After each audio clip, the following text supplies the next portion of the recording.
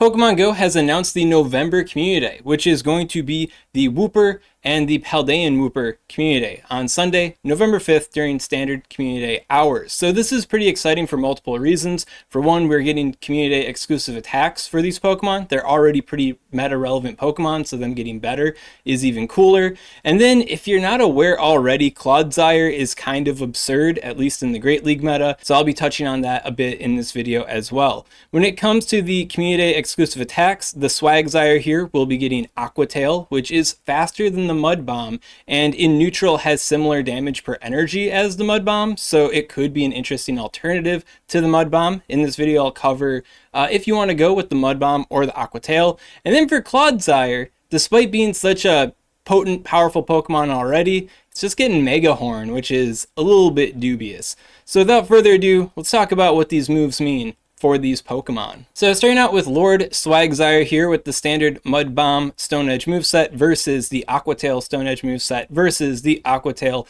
Mud Bomb moveset. You can see that there are some interesting matchup changes in the 1-1 shield scenario. We are trading off the Lantern matchup by dropping the Mud Bomb here, as you can see with the Aqua Tail Stone Edge, but with the improved speed, we're now able to take on the Quagsire and the Deoxys matchups. You can see that the Stone Edge is still needed for these matchups here because we're not picking them up with the Aqua Tail and the Mud Bomb. You can also see that we have an improved Qugasire matchup, and then obviously we're dunking on the Shadow SwagTips because we have the improved speed of the Aqua Tail.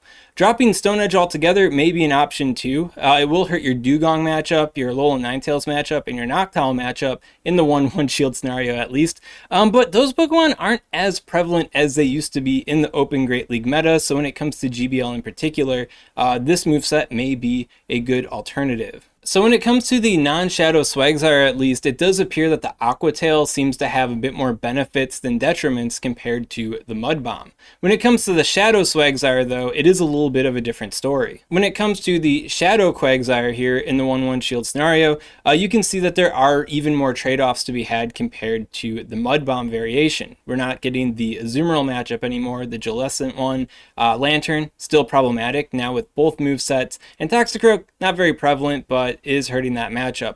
We are getting the Noctowl, the Gligar, and the Shadow Charizard, and the Medicham.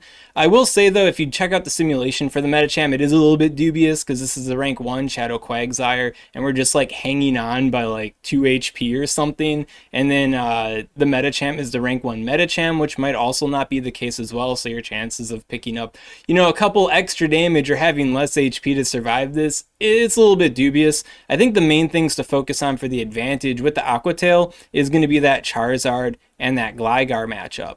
What makes the Aqua Tail a little bit dubious for me though is when you go to the 0-1 shield scenario, you're at a shield disadvantage and you no longer are able to take on the Registeel and the Shadow, Alolan Sandslash because you no longer have that super effective damage. So for me, someone who's more play Pokemon minded than GBL minded, this is a little problematic for me because if I'm using a Quagsire here, a Shadow Quagsire, I want to have that advantage over the Steel type Pokemon, which I'd no longer be getting. That said, Charizard and Gligar are also both pretty prevalent, in that meta. So going for the Aqua Tail Mud Bomb might be the best of both worlds kind of situation there. So my overall conclusion on the Aqua Tail versus Mud Bomb or both kind of situation is that all three of these moveset variations have their pros and cons, which comes down to the meta that you're expecting to face and what kind of team you're working with.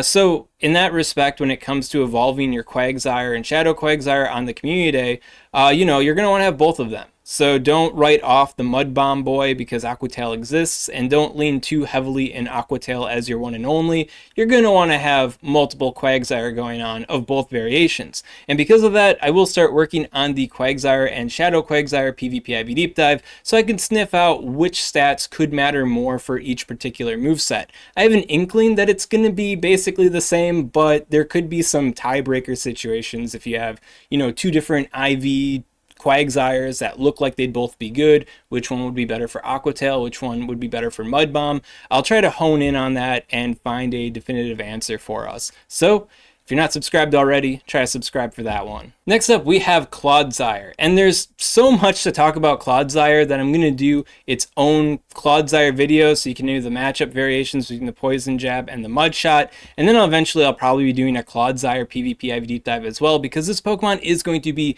very meta relevant. In this video, I'm just going to cover some light basics you should know about the Clodsire, and then I guess talk about the Megahorn. So starting out, it's got Poison Ground typing, which if you were awake during the Mad Nidoqueen era, you'd know it has some pretty good defensive utility going on. On top of that, it's got 2,400 stat product. So I'm comparing it to the Registeel here just to let you know that this is even bulkier than what the Registeel has going on. So good resistances and the thickness. On top of that, it has two different good fast move variations to work with, Poison Jab and Mud Shot. So you can go for the damage and light energy gains, or you could go for the lower damage, heavy energy gains to fuel into its charge moves. So unlike the Registeel, you also have that aggressive fast move option. Also, unlike the Registeel, we have a bait move and coverage utility move in Surf. So it was fast and strong and bulky before, and now it's even faster. And Surf isn't even like bad for a bait move, right?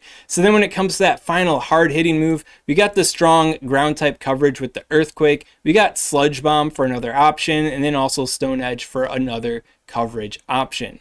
So where does Megahorn fit into this lasagna? Honestly, I don't think it really does. I mean, the bug type coverage and strength of Megahorn is pretty good, but what's it going to help us against? You know, we got, I don't know, Guzzlord, Umbreon, Obstagoon, maybe some niche grass type Pokemon, but we could just hit those with the Sludge Bomb instead. And then in a lot of those dark type cases, Earthquake is going to be as effective, if not more, because of the other coverage options in other matchups. So I don't know, maybe just evolve a good Megahorn one if you've got multiple good Clodsire to work with, just so you got it in case you happen to want it in the future. But if you, I don't know, fall asleep and forget to evolve a Clodsire on Community Day, and then you also fall asleep again in December and don't evolve one then, I don't think you're really missing out on much by missing out on the Megahorn.